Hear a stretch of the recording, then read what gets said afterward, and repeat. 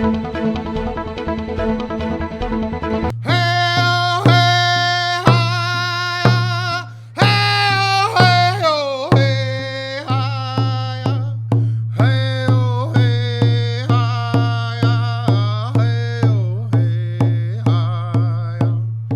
the sounds of the Mi'kmaq Honor Song, as performed by Paq'tn'kek band councillor Evan Gugu, bring us to a very special edition of Roundtable here on Telil Community Television.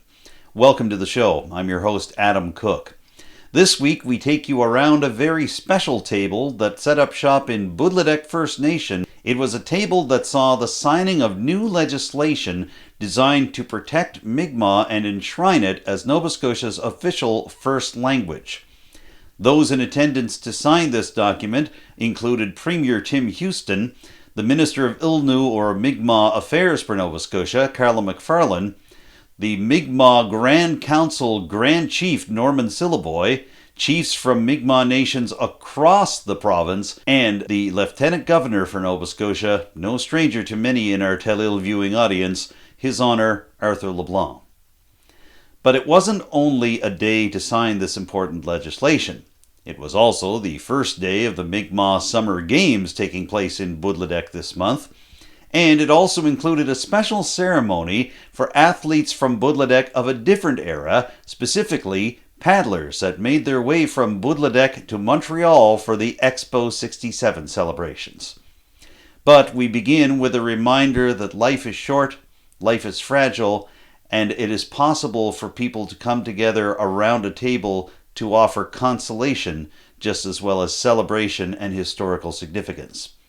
That was the case on the first Sunday afternoon in Potlotek First Nation, as the chief of Potlotek, Wilbert Marshall, received some sad news about a member of his family.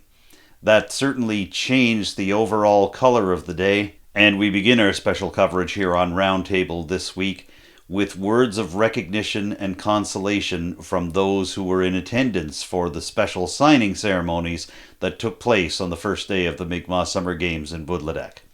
We begin with words from Chief Wilbert Marshall himself. It's a sad day for me also, guys, but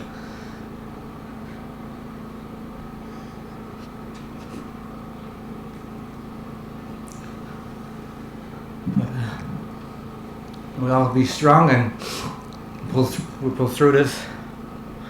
Well, all the athletes come from away and other communities, all the chiefs here, Premier Tim Houston's here also. That's a good treat, and Arthur LeBlanc, Governor General.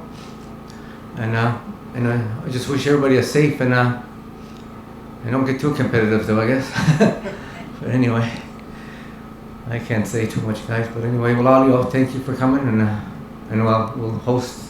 We'll be the best host we can be throughout the week. Well, all of y'all, thank you. We were hoping to do ceremonies, but we just received tragic news of Wilbur's family. So what Wilbur wants to go continue, and I want you to remember his family, what they have to face next few days, and pray for them. And we're just hoping we could get through this time of difficulty this week. To the family, on behalf of the province and all Nova Scotians, our sincere condolences. It's a terrible tragedy, and I know the community will wrap their arms around you, as will the rest of the province. So sincere condolences. First of all, on behalf of my wife Patsy and I, we want to express our most sincere sympathies and condolences on the tragedy which occurred today in your community. Indeed, it is news that you never want to hear, and we are profoundly sad, as all of you are. It is indeed difficult to say that we are here to celebrate the opening of the games, but we are here to gather and to be together, and hopefully that being together it will offer some measure of healing and support. On behalf of the chiefs here, we're going to support Chief Wilbur. He's our colleague, and we love all our communities, and we're going to be here for you all. We're here for you, my communities. We're going to be here, whatever services we have, crisis line, ditto. Our team, our Eskazoni Sports and Rec team, will support the staff here. Just to let you know, we will help you. We have so many volunteers in all our communities that are here. We're going to be there for you. We're going to go through this together. Important day event. This is for our children, for our kids. It's all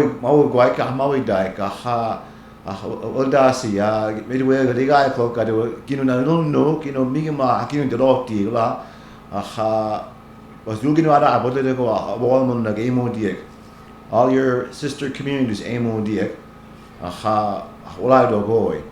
this coming out one is speaking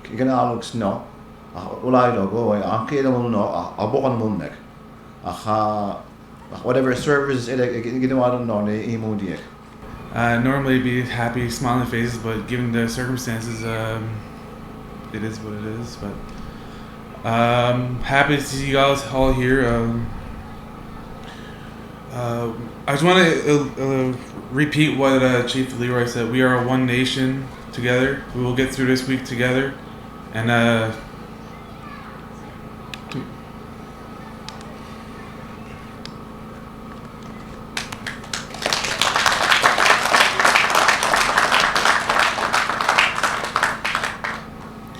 to my family, I love you guys, and guess so.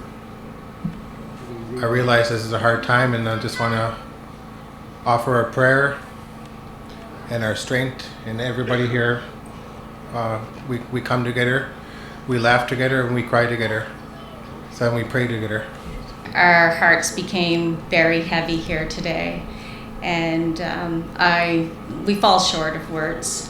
But please know that our His Honor, the Premier, all the chiefs, our federal colleagues are wrapping you around with love and support during this extremely difficult and tragic time. As we leave, remember, life is fragile. So be kind, be well, and be safe. Walalio. I express again my sincere condolences and sympathies to the Potlotek First Nation community. This is a very difficult day. I appreciate that. And with that, I will say, Manaliak. So as you can see, a very emotional day in Potlotek First Nation. But part of that emotion was felt because of legislation signed in Potlotek at the Community Hall enshrining Mi'kmaq as Nova Scotia's official first language. Several levels of government and chiefs from across Nova Scotia's Mi'kmaq nations were involved in the signing ceremonies. We're going to begin with the Mi'kmaq Grand Council's Grand Chief, Norman Syllaboy, as he offers his thoughts on this historic occasion in Potlotek First Nation. I'd like to thank everybody that came in and witnessed a historical event of signing a proclamation regarding our language. It's a big event. It is a profound honor and privilege to be with you today on a very historic, outstanding, and monumental occasion.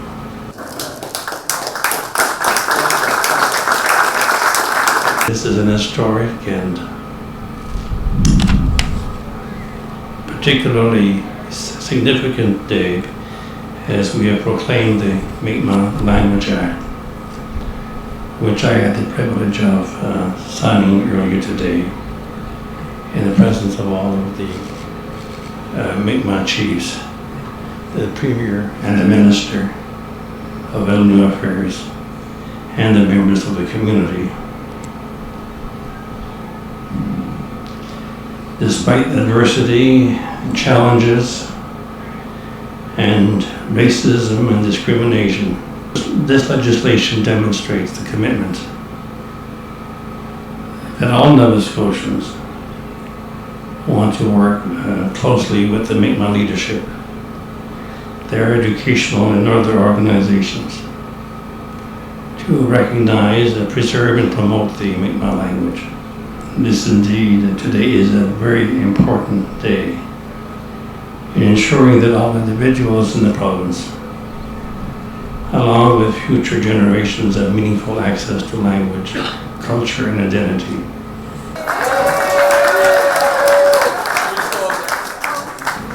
I do want to salute all of the members of the community and all Mi'kmaq from all the communities across Mi'kmaq nations. It is a tremendous honor to be here with you today in this magnificent setting. I've never actually been here before, but it's certainly a place that I will make my return to, as have so many for generations and generations. Certainly it was such an honor to be with His Honor and Her Honor and all of the chiefs today as we sign the proclamation to recognize Nova Scotia's first language. It's not English, it's not French, it's Mi'kmaq, the first language. So happy to.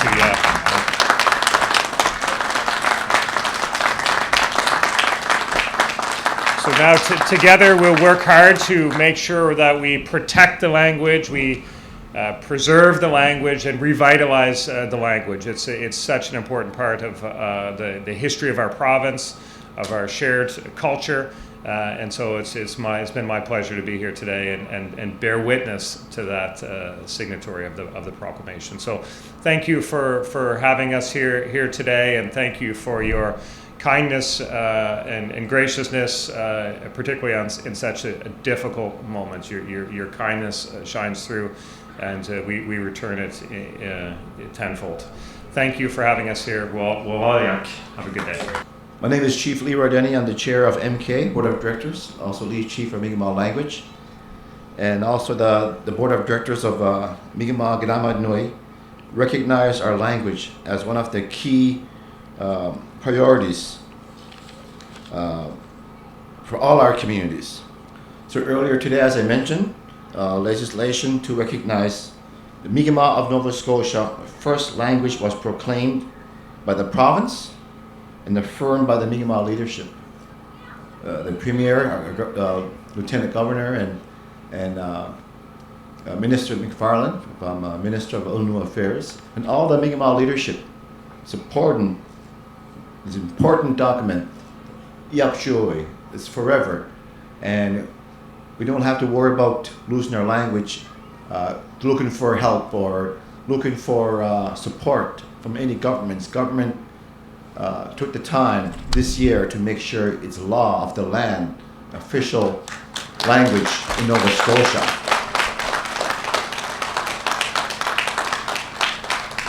This partnership shows our commitment to work collaboratively on such an important issue. Language decline is all of our responsibility, and we all have a role to play in revitalizing it. We often place responsibility on the schools to teach in a language. Language.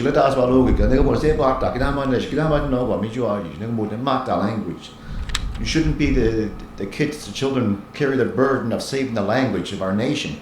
When should be, not just the school. Mas mudano about Gujamuk Mount, but we know that our young children here spoken at home always plays such an important role. And that's why it's important we support those families and many families and communities. This language legislation will help us, but not only creating a strategy within our own communities, but will also help by seeing it all around our land to promote it. Our land, Mi'kma'ki, Msidami, not just reservations, everywhere. We realize that this legislation won't automatically bring back our language, but it is a step in the right direction. We can learn Mi'kmaq. Anybody can learn Mi'kmaq language, and we invite our allies, our non-native brothers and sisters, to learn our language, to embrace our language. It's been here for over 10,000 years. We all need to put in the work to bring our language back. When I get there,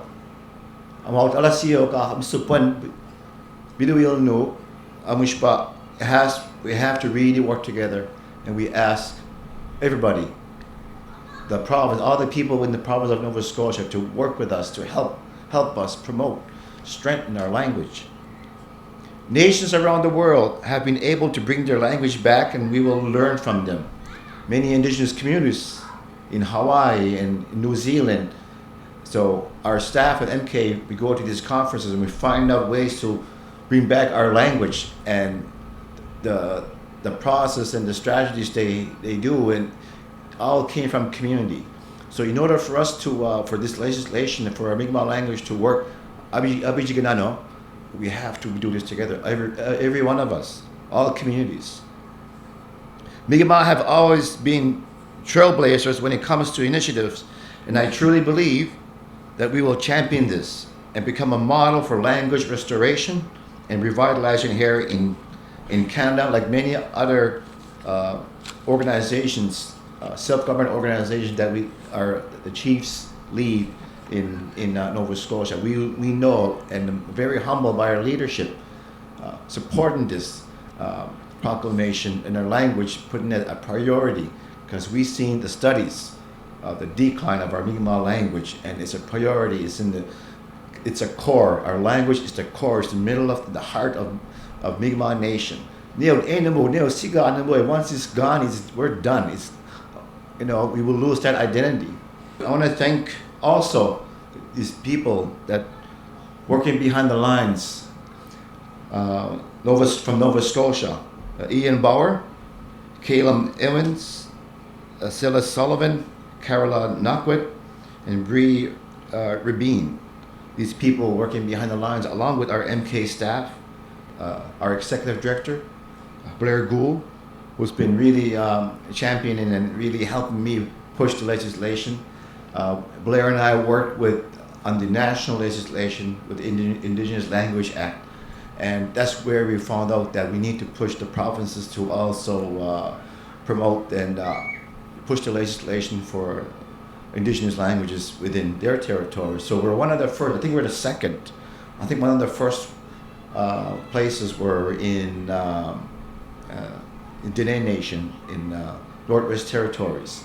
So we're first province now to really have, and we hope this model that I hope the Premier nudges the rest of the premiers when you guys meet, all the premiers meet in the country, to nudge the rest of the premiers to make sure to work with the Indigenous communities in their territories, in their areas, to promote what Nova Scotia is doing. This is really big. This can save the language across the land. And we're not the only Indigenous language that is struggling, it's across the land. Also, Sarah O'Toole, Angie Gillis, Janice Maloney, many organizations were involved in this as well. Our lead in Mi'kmaq language, Michelle Marshall Johnson, and her staff, and we have a committee, we have a Chiefs Committee on Mi'kmaq language, Tyler Sack, Tim Bernard, Doug Brown, and our regional chief, PJ Prosper, and our Jigepton, who's also co-chairing these meetings. So there's a lot of work has been done behind the lines and in these meetings to where we are today, and especially our Minister McFarland, who's along with her staff. This is like we just approached her less than a year, and today we proclaimed that Mi'kmaq language is the law of the land. So,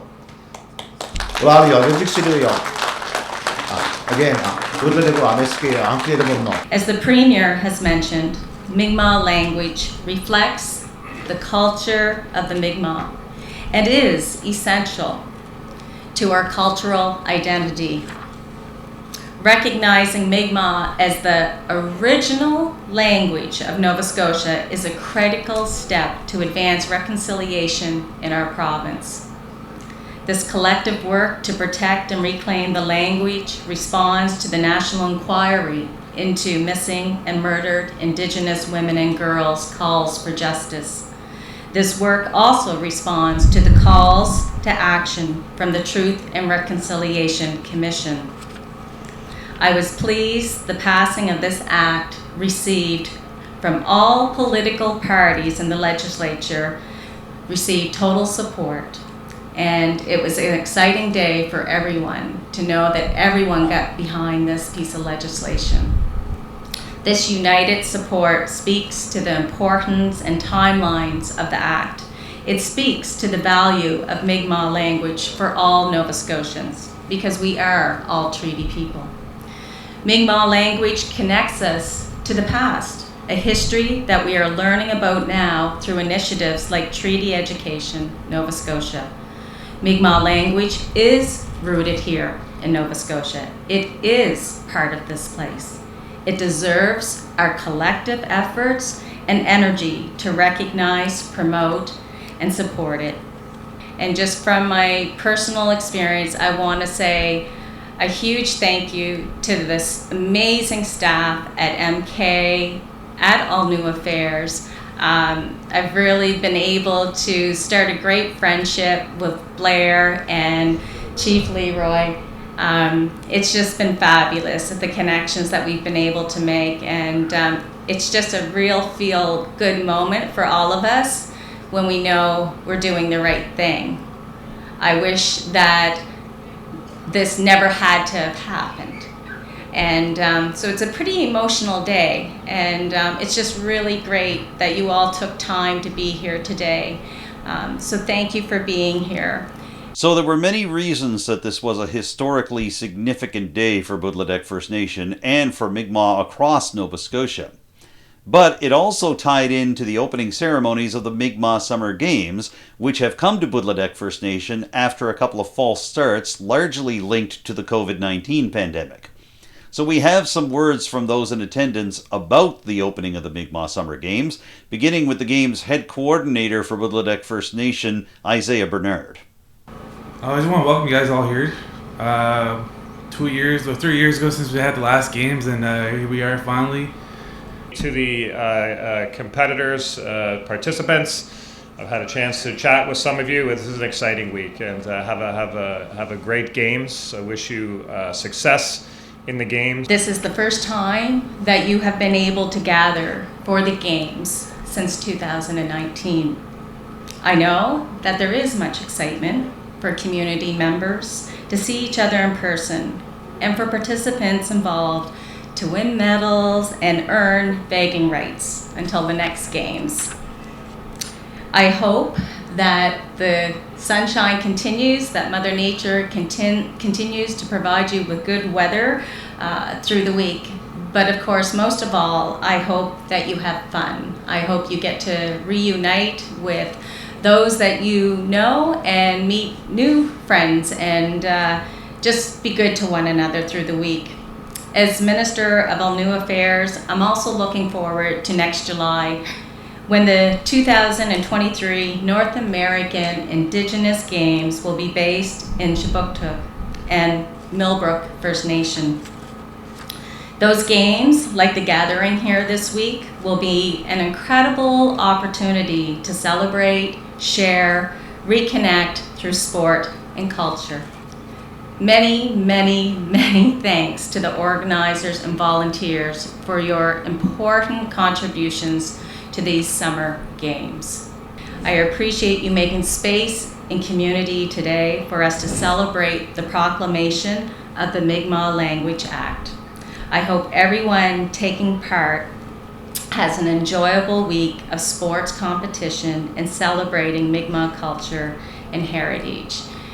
Over the next several days, people of all ages will indeed be coming together to, despite the tragedy, to share their passion for sports and participate in friendly competition.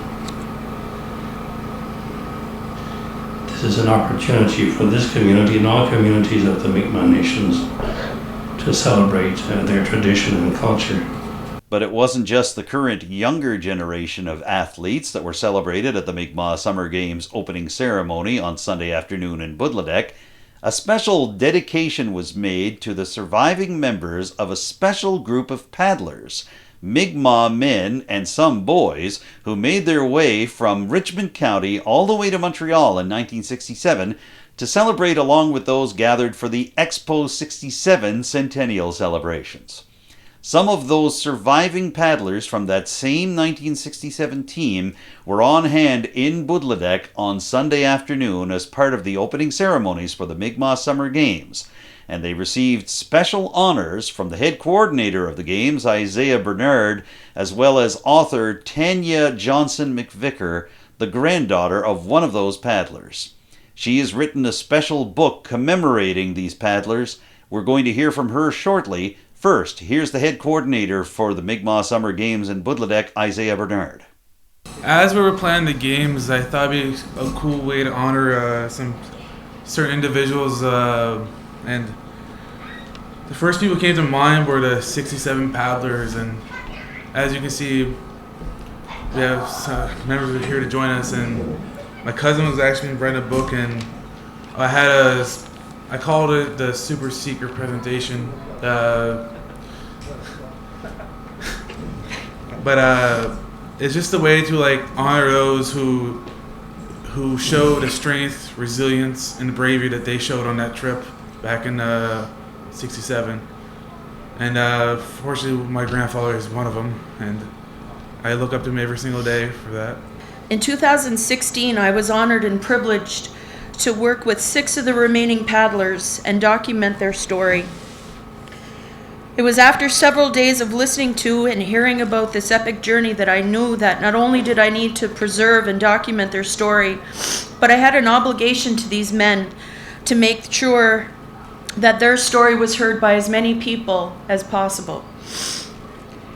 Seriously, who wouldn't want to hear about 12 Mi'kmaq men, some still just boys, that paddled for 32 days by canoe to reach Montreal?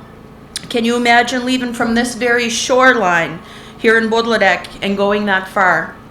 I can't, and I'm still in absolute awe and disbelief, but so very proud of each and every one of them. After meeting and working with some of the remaining paddlers, I made a promise to my grandfather and the boys that I would tell their story.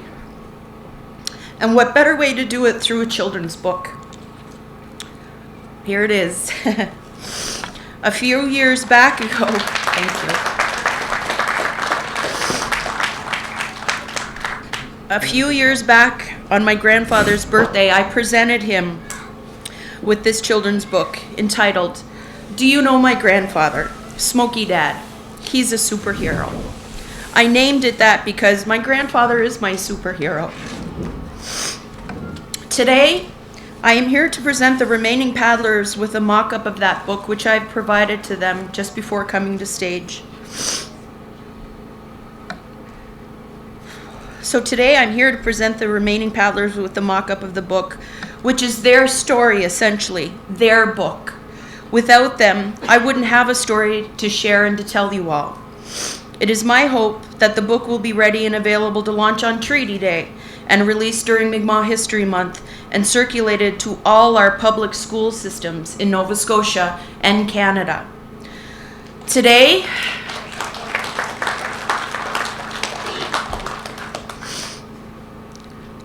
along with my family, I honor the remaining paddlers here today. My Uncle George Johnson, Ernest Johnson, Adrian Morris, and my beautiful and kind grandfather, Smokey. To those who are no longer here with us, Albert Julian, Norman Basque, my uncle Arthur Johnson, Greg Johnson, Eddie Kibati, John Syllaboy, Gordon Padalis, George Francis, Ray Gugu, and Richard McEwen. I promise to tell your story and honor your legacy. Wulalio. We'll start off first with Ernest Johnson. If you could come up, please.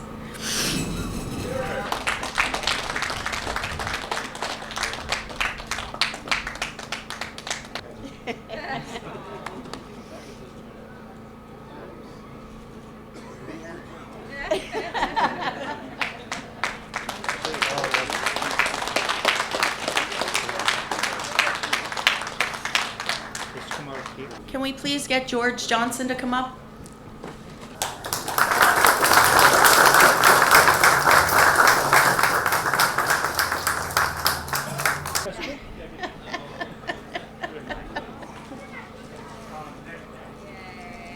Johnson, man.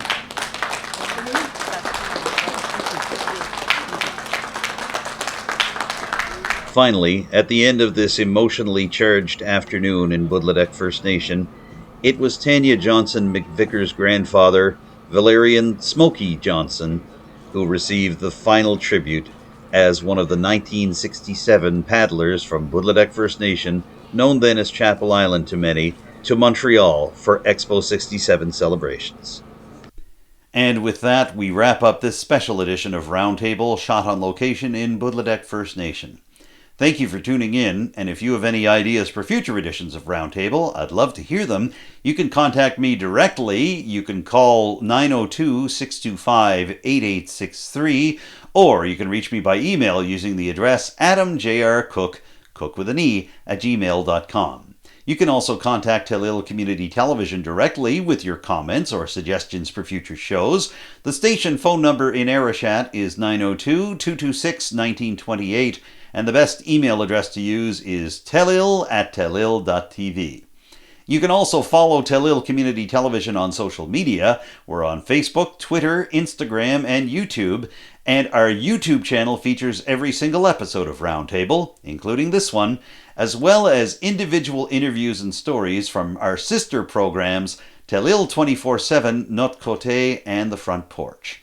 For now, I'm Adam Cooke. Thank you once again for joining me for this special edition of Roundtable, marking an historic day for Mi'kma'ki and for the Mi'kmaq people in Potlotek First Nation.